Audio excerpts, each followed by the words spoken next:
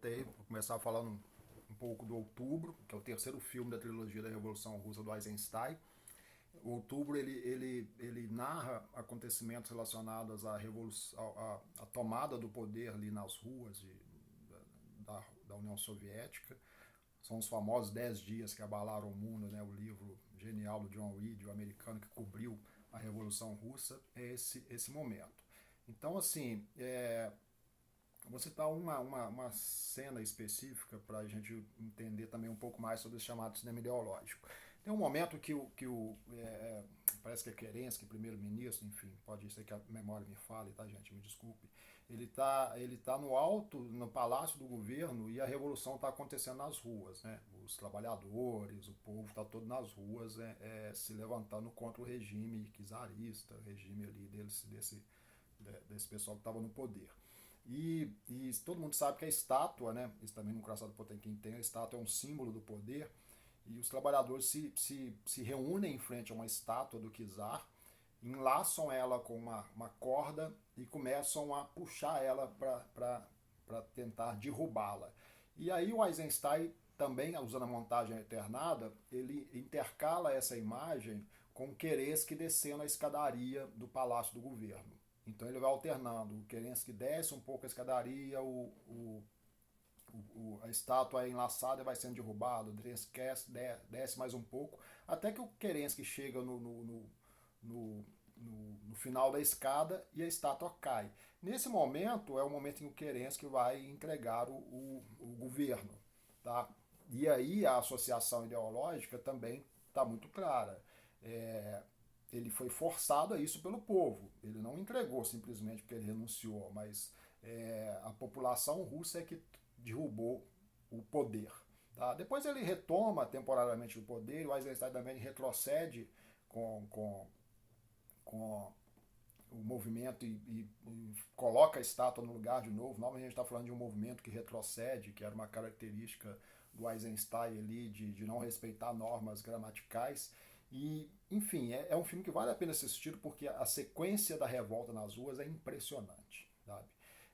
No texto lá de vocês também, o Eisenstein, tá, gente? Muita gente considera ele o pai da linguagem do videoclipe, do famoso clipe, né? Imagens aceleradas demais. Lá no texto fala que ele trabalhava com 2 a 3 segundos de fragmentos de filmes. Cada plano durava 2 a 3 segundos, enquanto a média americana era de 5 a 7 segundos, a média na Inglaterra era de 10 segundos. Aí você entende um pouco essa coisa do ritmo do filme. Quer dizer, o ritmo do filme muitas vezes é determinado pela fragmentação dos planos. Então, planos muito curtos, o filme tem um ritmo muito ágil.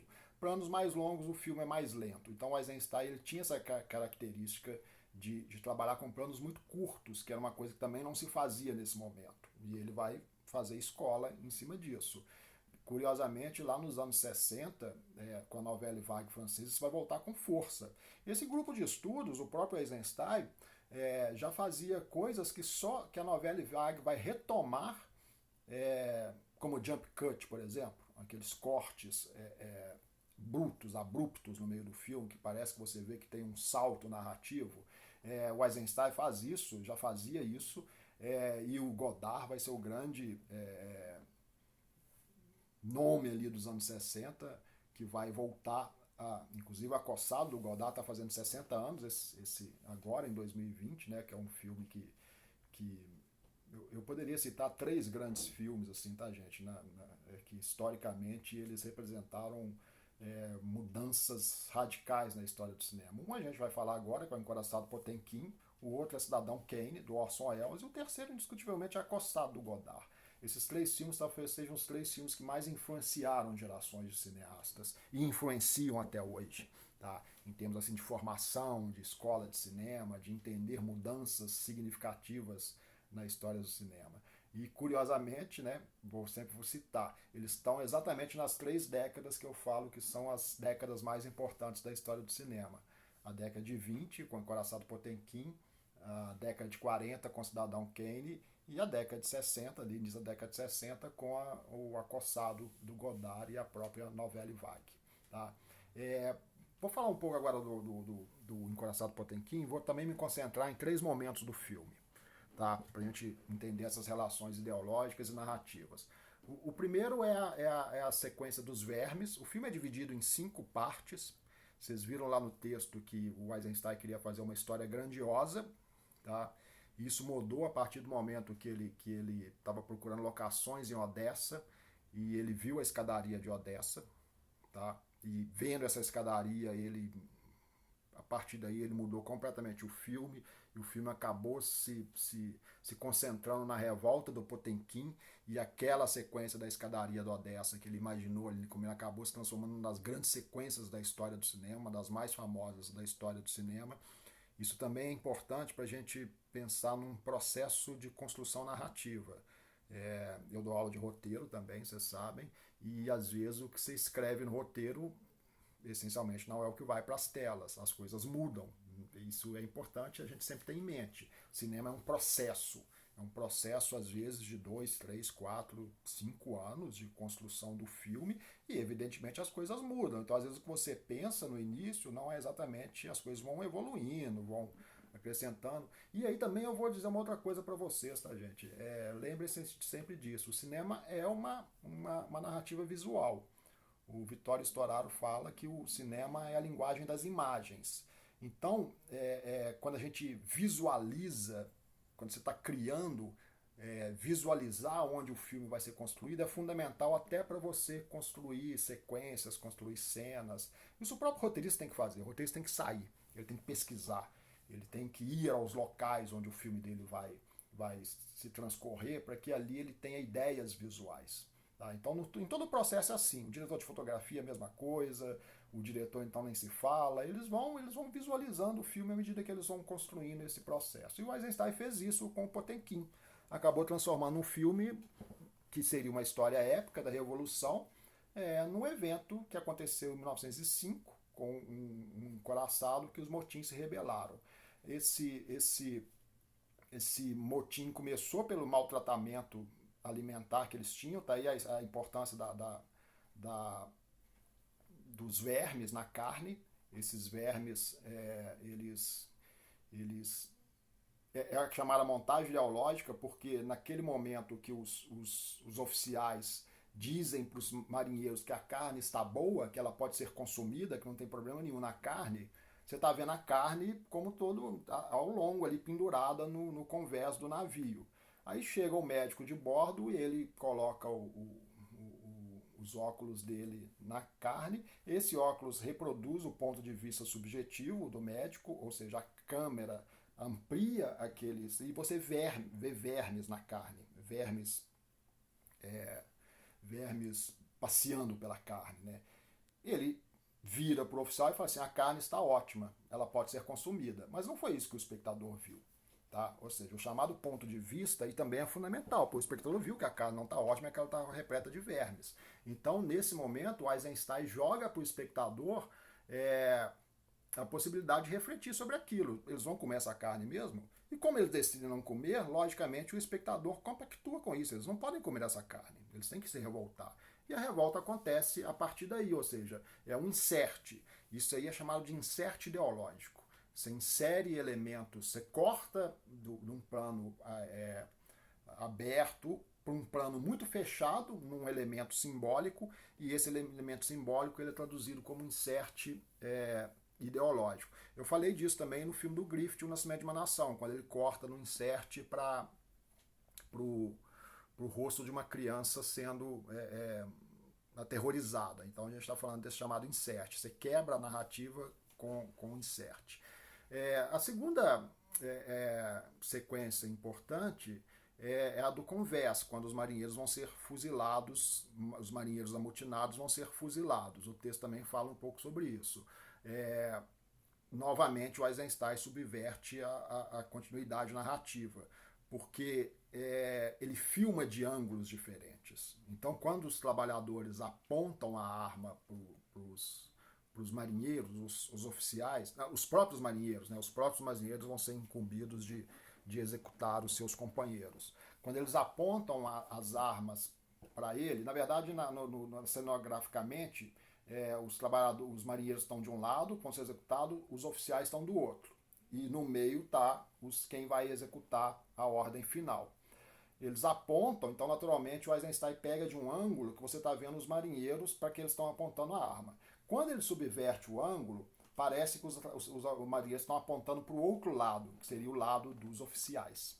Tá? Na verdade, é a mesma imagem filmada de ângulos diferentes. Isso também seria um desvirtuamento narrativo, porque você confunde o espectador. Em quem eles vão atirar? Logicamente, eles estão apontando para os marinheiros, mas o espectador, novamente participando do filme, talvez deseje que eles apontem para os oficiais. O John Ford, no Tempo das Diligências, ele também usou brilhantemente isso, essa subversão narrativa. Um filme de 1939, um filme que o Orson Welles assistiu, segundo ele, 29 vezes antes de fazer Cidadão Kane, e saiu do cineclube lá onde ele assistiu nos Tempos das Diligências e disse: agora eu sei fazer cinema. Depois a gente volta nessas histórias lá para frente. O John Ford também fez isso. Ele coloca, no momento em que a diligência está sendo atacado pelos índios, ele filma de um ângulo, de um lado, e ela está correndo para um determinado ponto. Aí ele vai e filma a mesma imagem de outro ângulo e parece que a diligência está voltando ao ponto de origem, porque ele subverteu o ângulo narrativo. Então, vocês verem que até no cinema clássico americano as coisas começaram a mudar a partir dessas possibilidades de subversão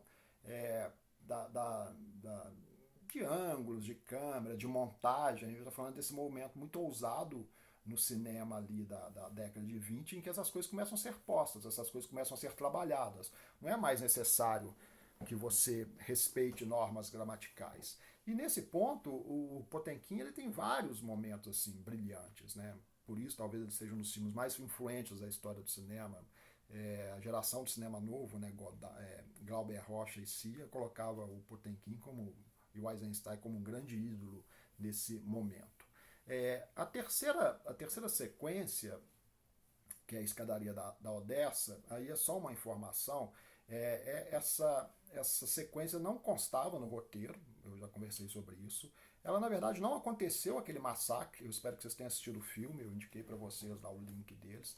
Na verdade, aquele massacre não aconteceu, o filme é todo baseado em fatos históricos, mas teve confrontos ali nas ruas de Odessa, teve o confronto final com o Potemkin, tentar subverter a narrativa, mas aquele massacre efetivamente não aconteceu, aquilo foi uma liberdade criativa do Eisenstein.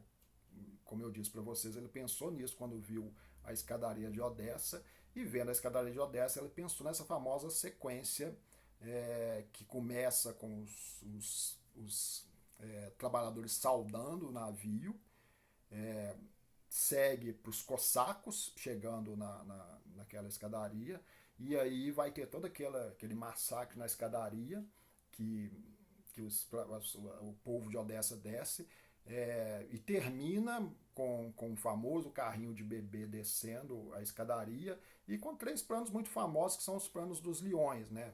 Só antecipando, começando do final a nossa análise, quando o Potemkin responde ao ataque na escadaria, o Eisenstein termina essa quarta parte, que seria a quarta parte do filme, com 3 planos subsequentes de 3 leões, 3 estátuas de leões, um deles adormecido, o outro possivelmente acordando, despertando, e o outro leão já sentado naquela posição imponente de um leão, né? Quer dizer, em 3 imagens subsequentes, ele também faz uma proposta de leitura ideológica ali que poderia ser associado ao despertar, né?